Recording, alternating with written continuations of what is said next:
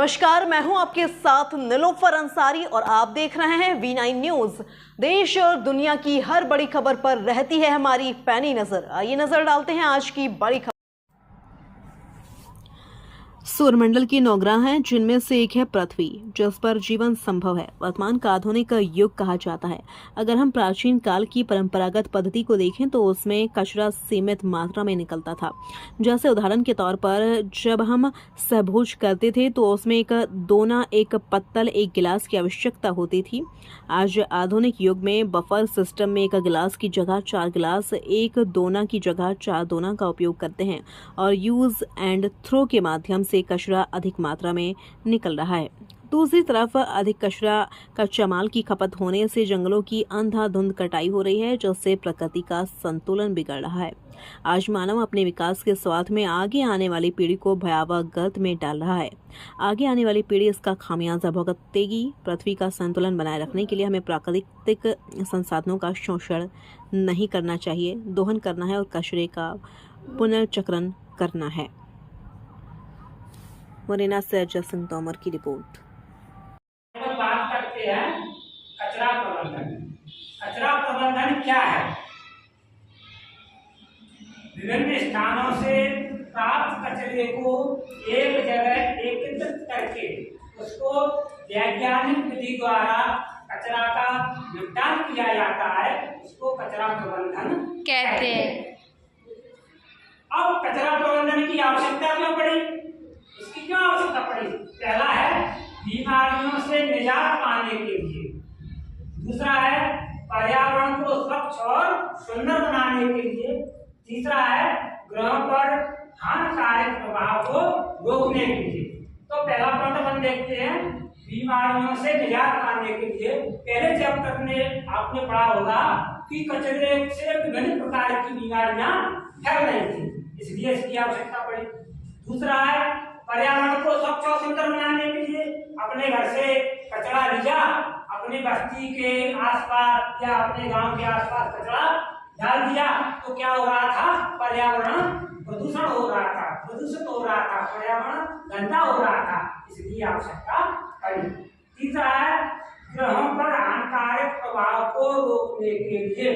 अब सौर मंडल के 9 ग्रह हैं, उनमें से एक ग्रह है पृथ्वी। तो पृथ्वी पर क्या हानिकारक प्रभाव हो रहा था? एक उदाहरण के रूप में लेते हैं कि हम आप सभी चाय तो पीते होंगे, तो चाय पीने के लिए सबसे पहले क्या होता था कि कांच के गिलास चलते थे। तो कांच के गिलास चलते थे तो उसमें परेशानी आ रही थी कि इतना कांच कहाँ से आएगा और कांच को अपने व्यवस्थित कैसे रख पाएंगे। तो कांच को बंद कर दिया गया। फिर उसकी जगह पर क्या आया? प्लास्टिक के गिलास आए।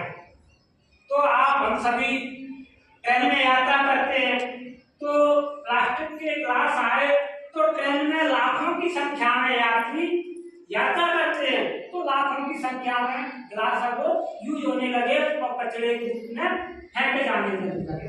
तो इससे क्या हुआ कि कचरे का ढेर बनने लगा।